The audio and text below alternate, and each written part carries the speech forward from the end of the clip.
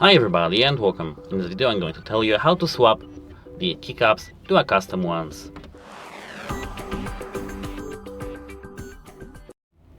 So at first, make sure that your keyboard is the right size for your keycaps. Sometimes your keyboard may have bigger keycaps and sometimes smaller. And then you just have to pull your keycap. I recommend to use the keycap puller, but here I don't have this tool, so we can just pull it with our finger, but make sure to not damage anything. Let's start from this. Here, as you can see now, we can just buy a new one and put it right there. You don't have to use the specialized tools, it's safe, but remember to not damage anything. That's it, hope it helps you and goodbye.